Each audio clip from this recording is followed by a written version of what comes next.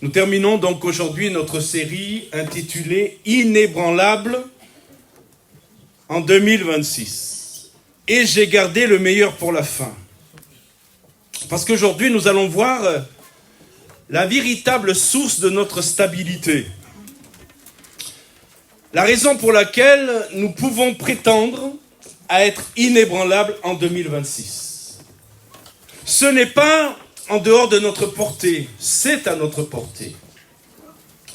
Ce n'est pas notre courage, ce n'est pas notre force, ce n'est pas notre volonté qui vont nous permettre de tenir debout jusqu'à la fin, mais comme cela a été dit pendant les chants, c'est la présence de Jésus.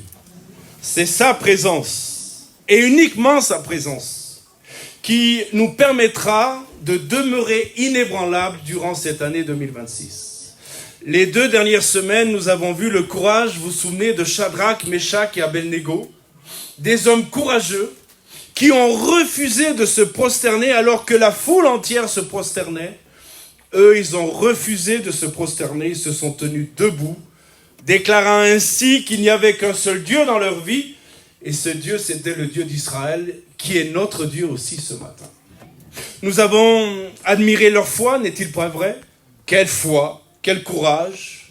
Nous avons, et on l'a vu la semaine dernière, été inspirés par leurs convictions, des hommes de conviction, des hommes de la parole. Mais aujourd'hui, nous allons voir que leur histoire n'est pas vraiment à propos d'eux. Et bien souvent, lorsque nous lisons des textes comme ceci, nous focalisons notre attention sur les héros de la foi qu'ils sont, et ils le sont, Shadrach, Meshach et Abednego. Mais en vérité, il n'est pas tellement tant question d'eux que plutôt question de notre Dieu. C'est notre Dieu qui est au centre de cette histoire. Bien sûr, nous retenons leur courage, nous retenons leur détermination, mais comprenez-le avec moi, leur courage et leur détermination ne serviraient à rien s'il n'y avait pas le Seigneur Jésus avec eux. Et ce matin, c'est notre Seigneur Jésus que nous voulons mettre au centre de ces moments. C'est lui que nous voulons louer, c'est lui que nous voulons glorifier. Et c'est lui dont il va être question ce matin.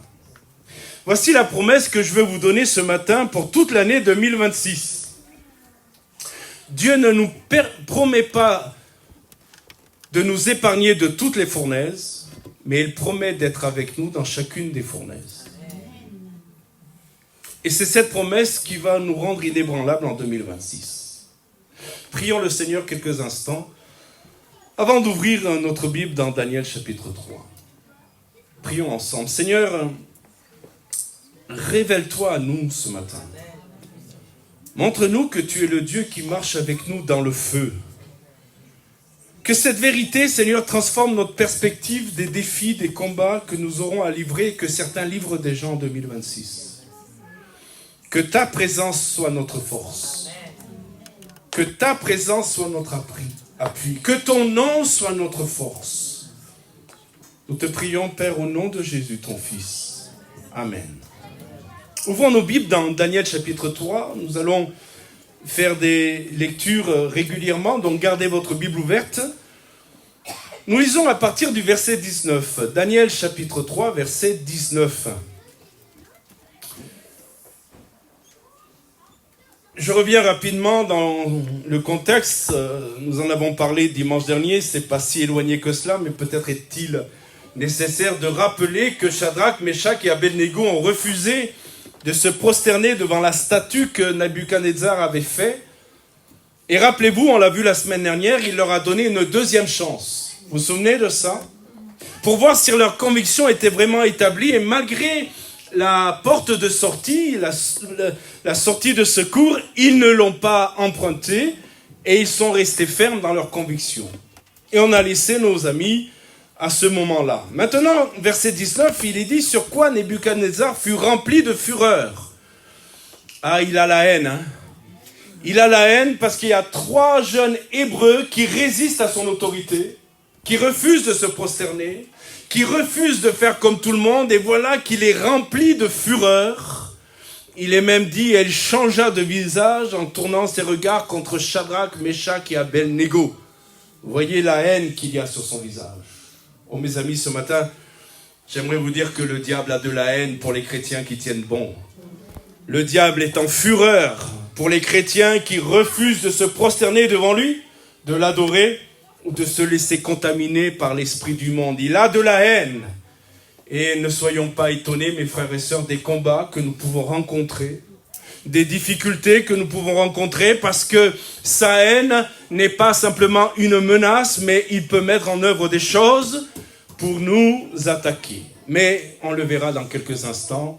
J'ai vu le film et à la fin, c'est Jésus qui gagne. Il reprit la parole et ordonna de chauffer la fournaise 7 fois plus qu'il ne convenait de la chauffer. Vous voyez la haine? Il a chauffé 7 fois plus.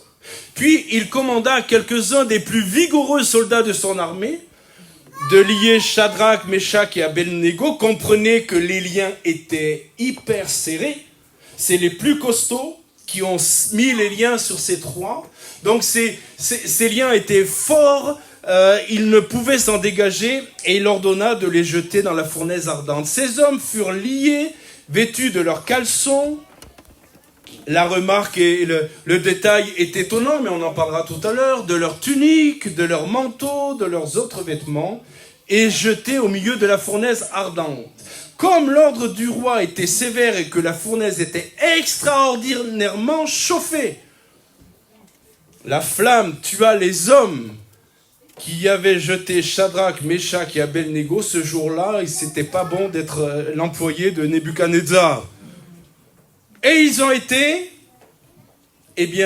tués par le feu qui sortait de cette fournaise. Et au verset 23, et ces 3 hommes, Shadrach, Meshach et Abednego, tombèrent liés au milieu de la fournaise ardente. On va s'arrêter là, on poursuivra la lecture dans quelques instants pour voir justement cette happy end.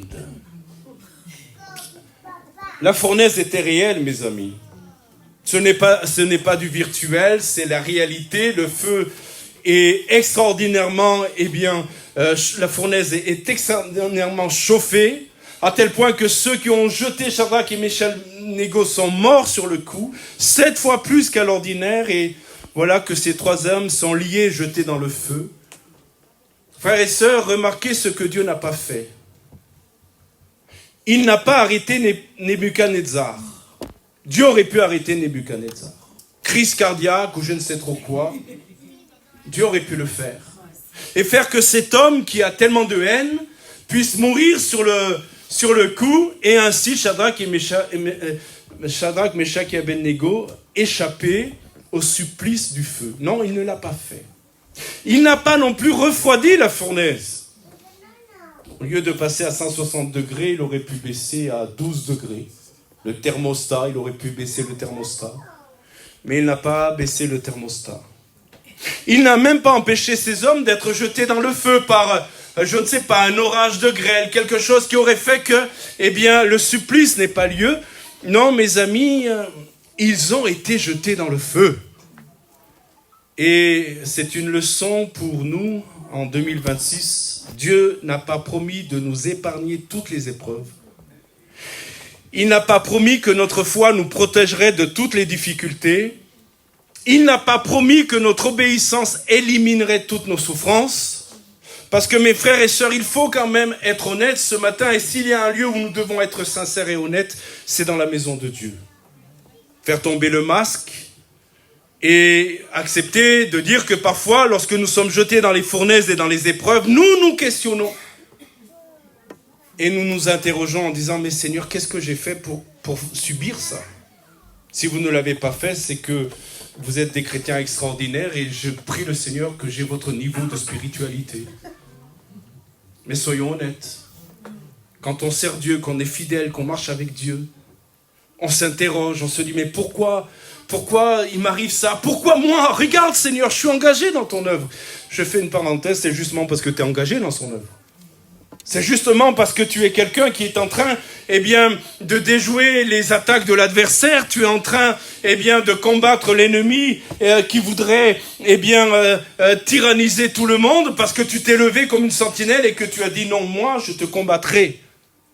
Église d'Aurillac, on est là pour combattre l'ennemi, en sachant que la victoire est déjà remportée. Et mes frères et sœurs, Dans cette année 2026, vous allez traverser des fournaises. J'aimerais vous dire que, parce que vous êtes enfant de Dieu, vous allez être épargnés. Le cancer va toucher les autres, mais pas vous. Les difficultés dans le foyer vont toucher les autres, mais pas vous. J'aimerais vous faire ces promesses qui seraient que des mensonges. Je préfère vous dire que vous allez traverser des fournaises.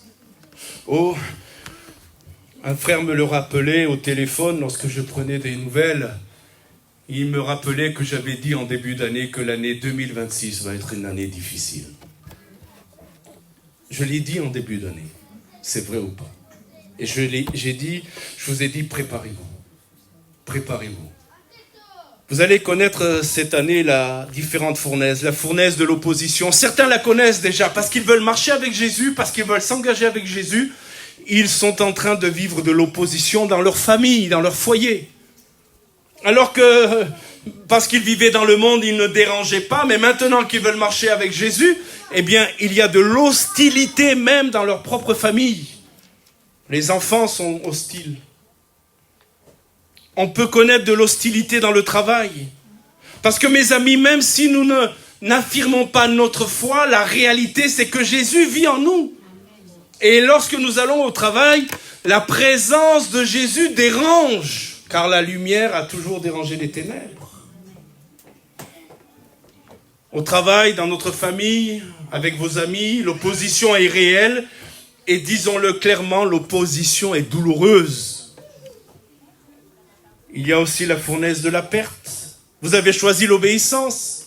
Cela vous a coûté une promotion. C'est pas vous qui avez eu la promotion dans votre travail. Pourtant, vous le méritez autant que les autres. Mais parce que vous êtes un enfant de Dieu et que vous marchez dans la vérité, dans l'intégrité, la promotion a été pour quelqu'un d'autre. Peut-être avez-vous connu la perte d'une opportunité. La perte est réelle, elle est tangible. Et que dire de la perte de l'isolement? Vous êtes resté fidèle à vos convictions et maintenant, vous vous sentez seul, isolé, incompris. Cela ne vous arrive-t-il pas parfois de vous dire, mais... Alors c'est pour ça qu'on est bien avec nos frères et sœurs dans la maison de Dieu. Amen. Parce que là, on se sent compris. Là, on parle le même langage, oui ou non? Et moi, j'aime l'église, j'aime ces rendez-vous que le Seigneur me donne dans sa maison, parce que dans le monde dans lequel nous sommes, c'est mon oasis. C'est l'endroit où je me fais du bien avec mes frères et sœurs, où je peux exprimer ma foi, mon amour pour Jésus sans être jugé. Mais la vérité, dans le monde dans lequel nous sommes aujourd'hui, la vérité, c'est que nous sommes isolés, incompris. Incompris. Et puis, il y a la fournaise du doute.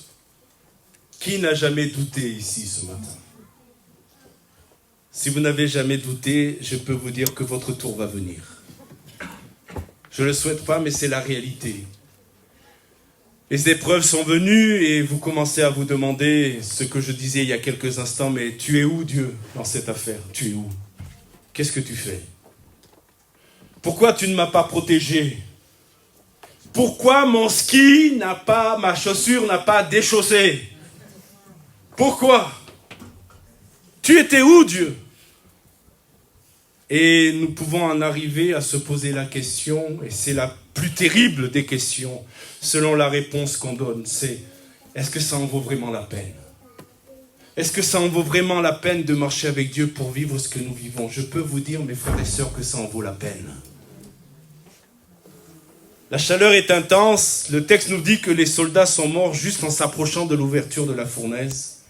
C'était une chaleur mortelle.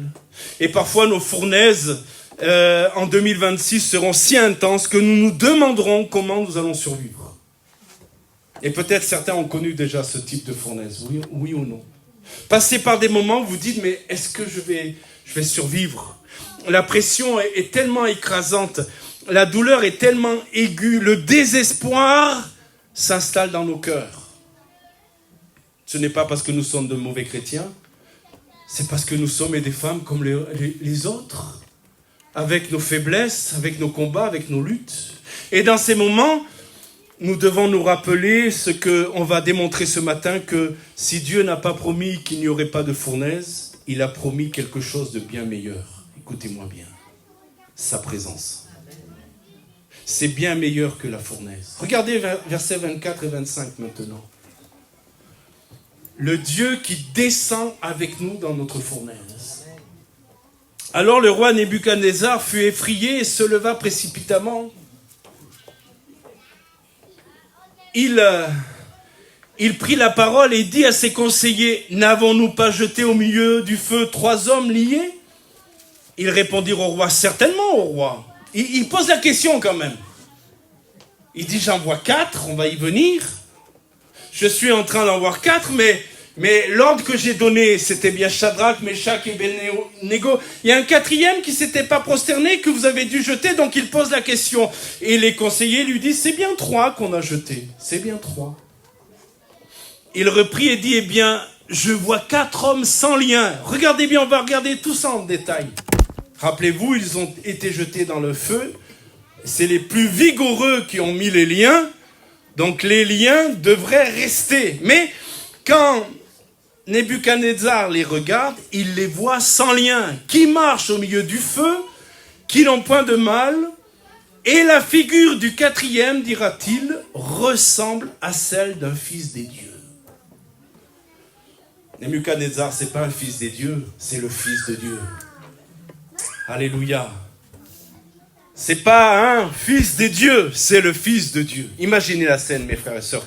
Nebuchadnezzar regarde dans la fournaise et voit quelque chose d'impossible. C'est impossible. 4 hommes au lieu de 3. Et ce qui est impossible, c'est que ces hommes ne brûlent pas, ils marchent librement, ils sont parfaitement intacts. Et Nebuchadnezzar il dit, il y en a un 4e. Qui est ce 4e? Mes amis, ce 4e, c'est le Fils de Dieu. C'est Jésus lui-même qui, avant son incarnation, car mes frères et sœurs, peut-être faut-il le rappeler ce matin, avant son incarnation dans les évangiles, Jésus se manifestait en venant au milieu des hommes. Et à chaque fois que vous lisez dans l'Ancien Testament, non pas un ange de l'Éternel, mais vous lisez l'ange de l'Éternel, c'est ce qu'on appelle une Christophanie. C'est un terme théologique, c'est une apparition de Christ en personne. Et Jésus est venu en personne au milieu du feu. Alléluia. Frères et sœurs, voici la promesse pour 2026. Jésus marche avec vous dans votre fournaise. Il n'est pas resté au ciel, en regardant de loin, en espérant que tout ira bien pour vous. Il n'est pas resté à l'extérieur en vous donnant des conseils. Imaginez que Jésus soit à l'extérieur en disant à Shadrach, Meshach et Abednego, passez plutôt par là, passez plutôt par là, passez. Vous me suivez là? Oh, le Seigneur n'est pas là dans nos fournaises pour nous donner des conseils comment échapper au feu. Il descend avec nous dans la fournaise. Il y va. Alléluia. Et mes frères et sœurs, il est entré avec Shadrach, Meshach et Abednego dans leur fournaise. Et je le dis ce matin, il entre avec nous dans notre fournaise. Il marche à nos côtés. Il partage notre épreuve.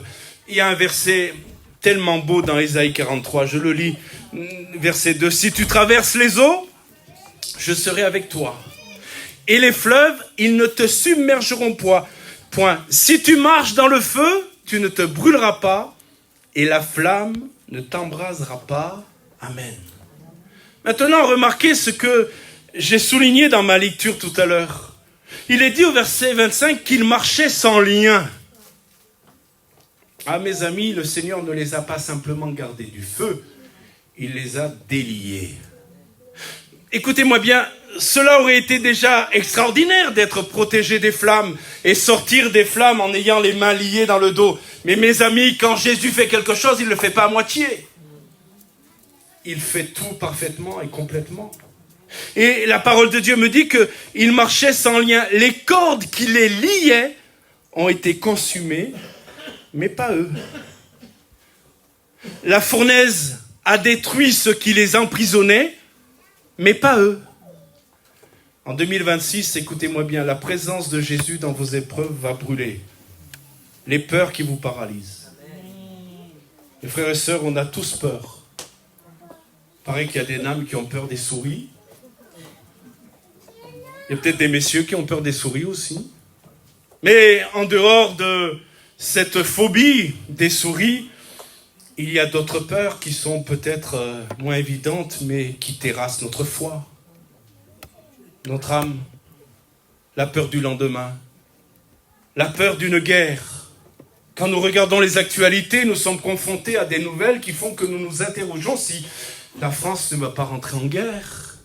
Et puis la crise économique qui est là nous interroge et nous nous posons la question: comment je vais payer mes crédits? Comment je vais nourrir ma famille? La peur, la peur. Mes amis, quand nous traversons la fournaise avec Jésus, il enlève nos peurs.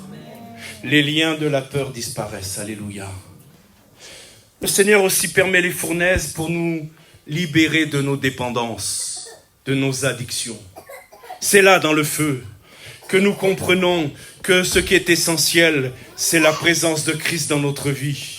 Et ce qui nous liait, voilà que Jésus nous en délie au travers du feu. Le Seigneur veut nous délivrer du mensonge, veut nous délivrer des idoles que nous chérissons. Mes frères et sœurs, ce que je découvre dans ce texte, c'est que la fournaise, au lieu d'anéantir Shadrach, Meshach et Abednego, leur a apporté la libération. Permettez-moi de vous dire ce matin, sans connaître la pensée souveraine de Dieu et sans aller au-delà de ce que Dieu fait et sans tirer des conclusions hâtives, mais permettez-moi de vous dire ce matin que parfois le Seigneur permet la fournaise pour nous délier de choses. Mes frères et sœurs, Shadrach, Meshach et Abednego ont été délivrés de leurs liens dans le feu. Ils marchaient librement, ils marchaient paisiblement. Moi, quand je lis le texte, j'essaye de me mettre dans le contexte. Je ne vois pas des gens paniquer, et vous? Je ne vois pas des gens qui... Imaginez la chose. Surtout qu'on va dire un point intéressant dans quelques instants. Imaginez la chose, vous êtes jetés dans le feu. Ceux qui vous ont jetés sont brûlés et meurent sur le coup. Vous êtes jetés dans le feu, vous vous regardez et vous dites: oh, Shadrach, il y a un truc, non? On sent rien. Il y a un truc, on sent rien. Et moi, j'imagine la scène. Oh, on se dépêche, on sort. Ils ne courent pas. Ils ne paniquent pas. Ils marchent tranquillement. Alléluia. Mes frères et sœurs, quand Jésus descend dans notre fournaise, nous ne paniquons pas. Nous marchons tranquillement. Nous marchons paisiblement.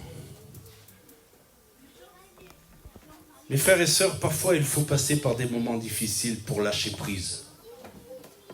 Vous savez, on a beau dire on lâche prise, mais en vérité, je l'ai déjà dit, je le répète ce matin, on en garde toujours un petit peu sous le pied, quoi. Et c'est quand vous êtes sur un lit d'hôpital, bloqué pour faire tout ce que vous voudriez faire, c'est quand vous n'avez plus votre mobilité pour faire autre chose, c'est quand la douleur est si intense que même vous lever du lit, c'est impossible. C'est là que vous dites: je suis obligé de lâcher prise. Et mes frères et sœurs, aussi paradoxal que cela puisse paraître, et les gens du monde ne peuvent pas comprendre cela, mais les enfants de Dieu comprennent cela. Aussi paradoxal que cela puisse paraître, c'est quand nous ne pouvons plus rien faire que Dieu se glorifie. Amen. Regardez bien la suite du texte. Ce roi païen a eu une révélation de Dieu qu'il n'aurait jamais eue si ces hommes n'avaient pas été jetés dans la fournaise. Vous me suivez là? Ce roi païen, on va en parler dans quelques instants, n'aurait jamais eu la révélation de qui est Dieu si ces trois n'avaient pas été jetés dans la fournaise. Et en 2026, vos fournaises vont être des témoignages. Vous voulez être des témoins de Jésus? Vous savez, je vais vous le dire comme ça, il y a des prières ou des chants ou des choses qu'on dit au Seigneur, il faut qu'on réfléchisse 2 minutes avant de les dire. Seigneur, sers-toi de moi. Seigneur, que dans cette année 2026, je sois un témoin de toi et que des âmes soient amenées par mon témoignage. Amen. Et 15 jours après, on est jeté dans la fournaise. Et on dit: Seigneur, ce n'est pas le contrat que j'ai conclu, moi. J'ai conclu d'être un témoin parce que tout va bien. Et le Seigneur nous jette quelque part. Nous sommes jetés dans la fournaise. Je ne dis pas que c'est le Seigneur. Nous sommes jetés dans la fournaise. Et le Seigneur nous dit, tu as voulu être un témoin, tu vas être un témoin. Je vais montrer à ceux qui t'entourent, ceux qui se moquent de toi, ceux qui te méprisent, ceux qui sont en train de te faire la guerre, je vais leur montrer que ta fidélité, j'en ai pris compte et que moi je vais être fidèle avec toi et que tu vas sortir victorieuse et victorieux de ce moment-là. Et tu vas être un témoin. Les gens vont voir comment vous traversez vos épreuves. Vous savez, on a, pour certains dans nos familles, la plupart des frères et sœurs qui ne sont pas convertis. Mais moi, j'ai reçu le témoignage de certains membres de ma famille qui ne m'ont pas dit qu'ils avaient cru à ce que j'avais prêché, mais ils m'ont dit, on a vu comment vous avez traversé. Et ça parle.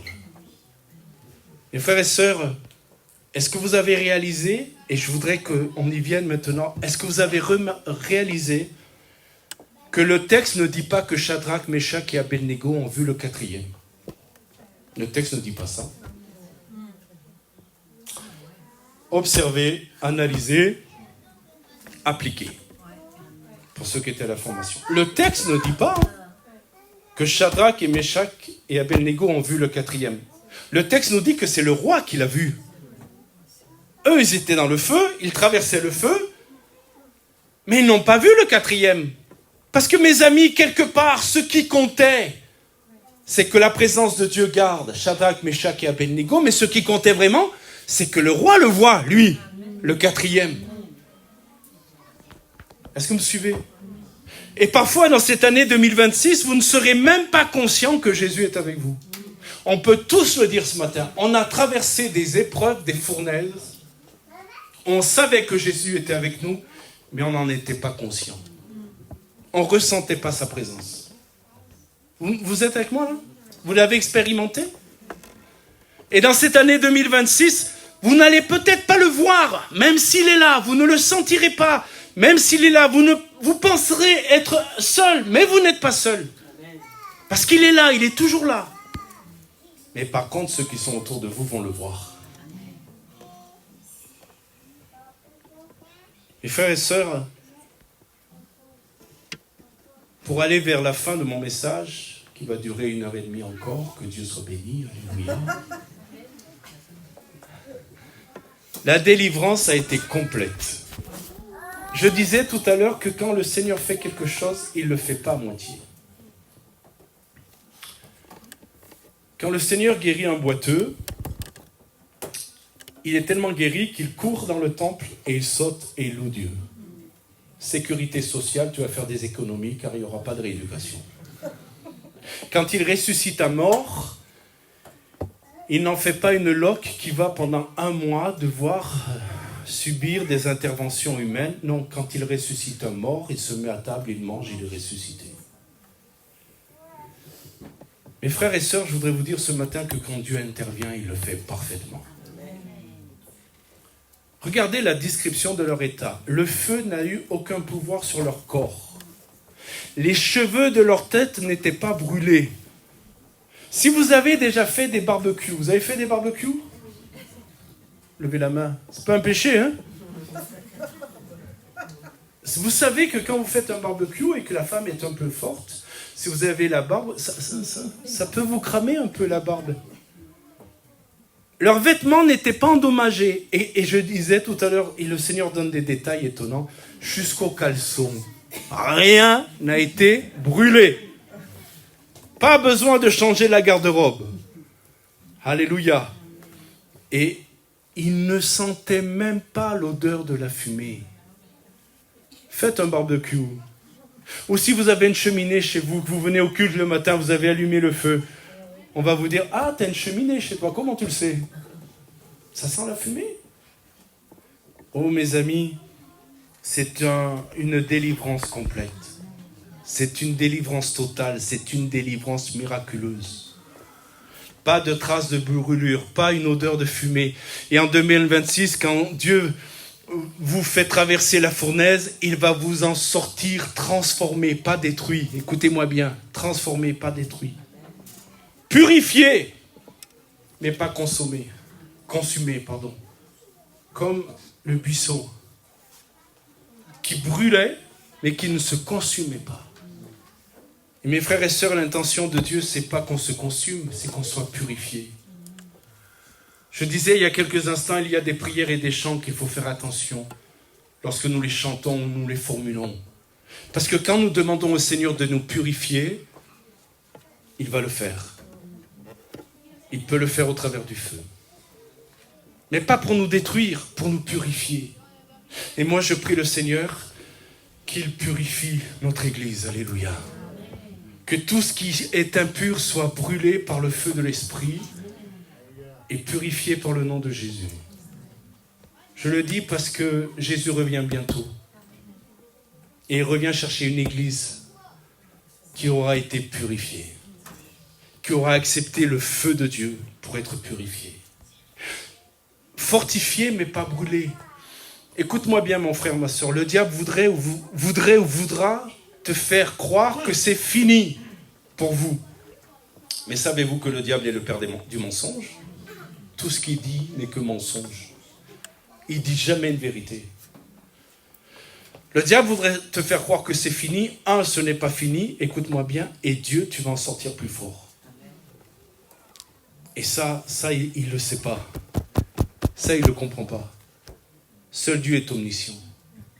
Et ce matin, le Seigneur va te faire sortir plus fort. Plus fort. Je vais terminer. Avez-vous remarqué au verset 30, vous avez vos Bibles? Dieu fait des choses extraordinaires. Au verset 30, il est dit, après cela, le roi fit, vous avez quoi sous vos yeux?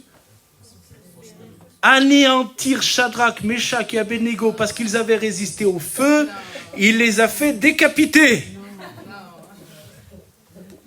Le roi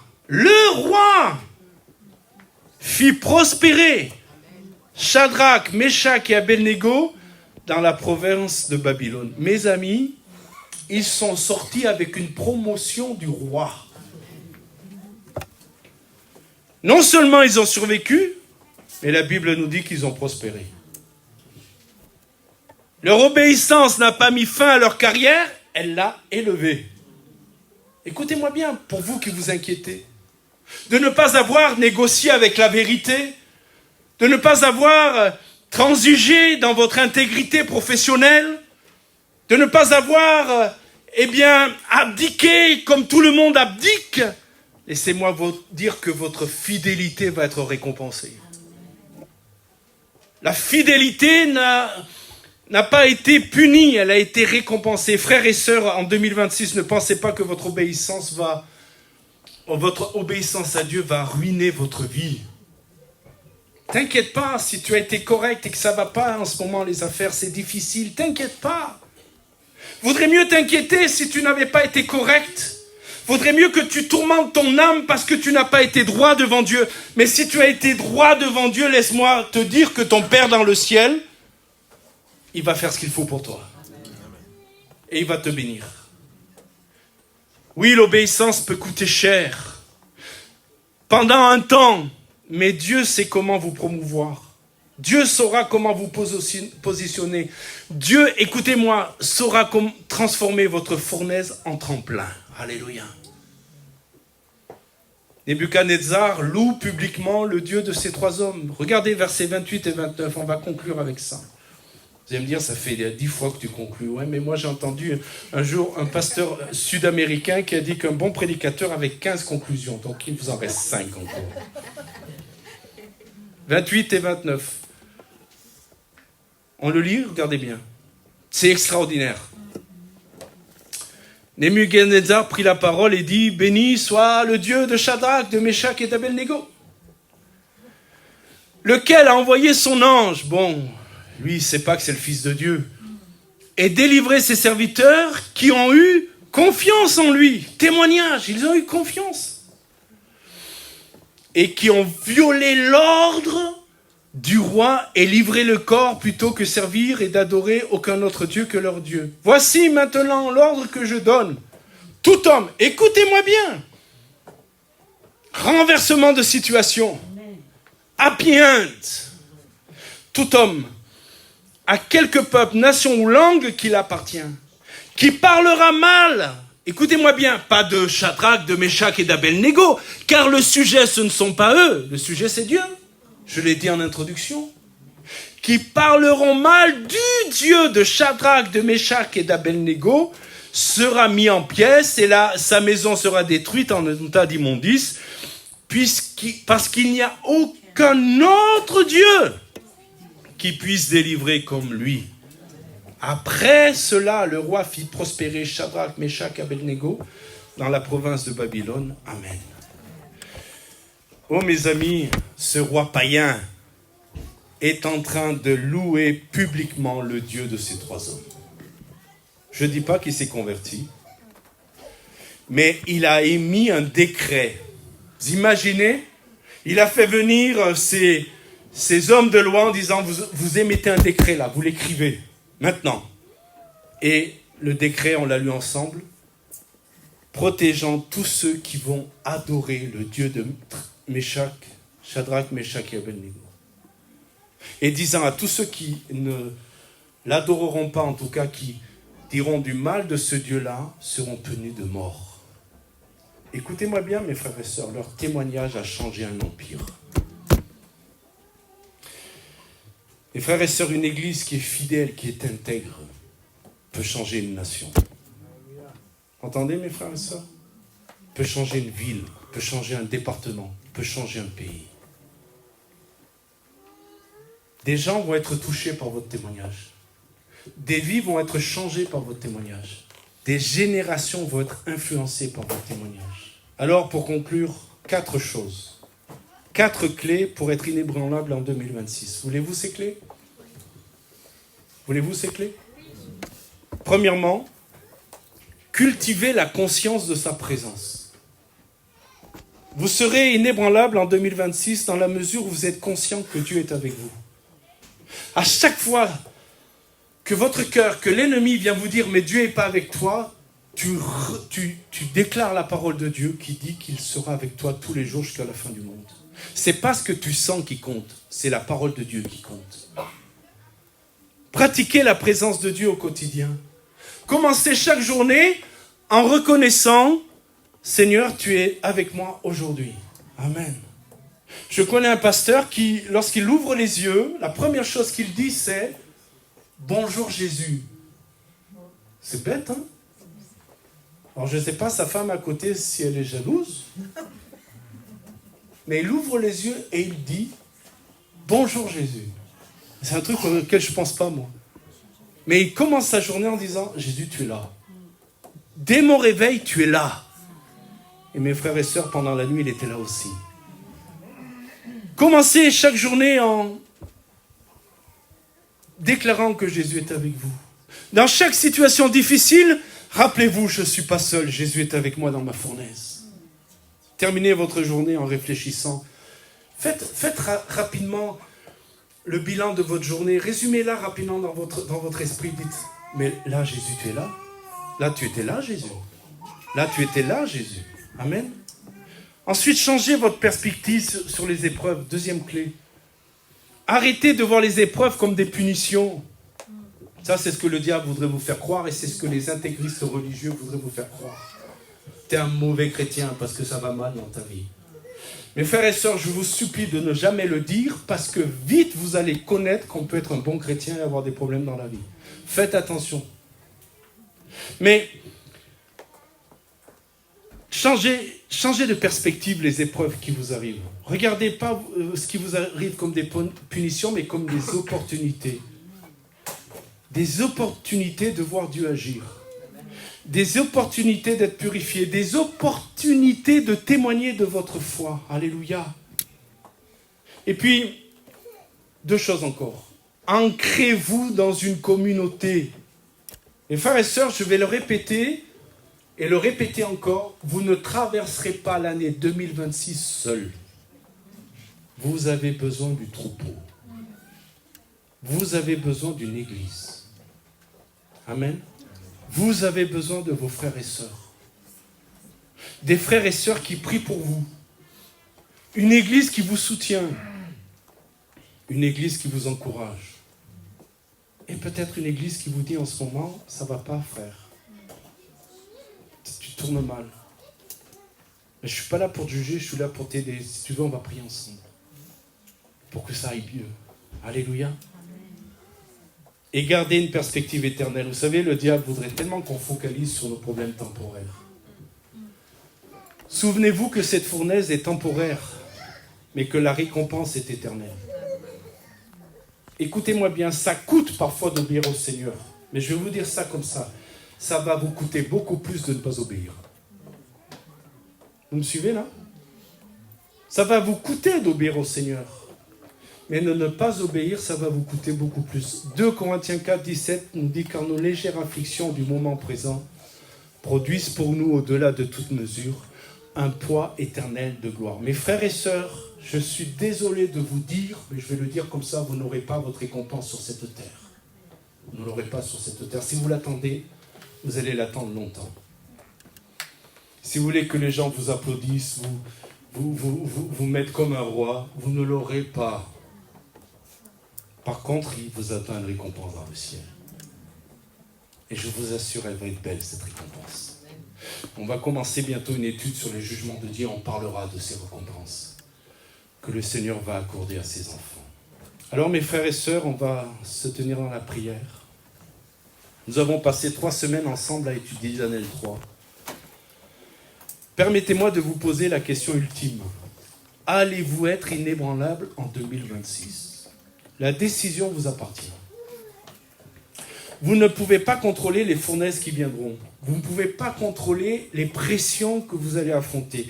Vous ne pouvez pas contrôler l'opposition que vous allez rencontrer.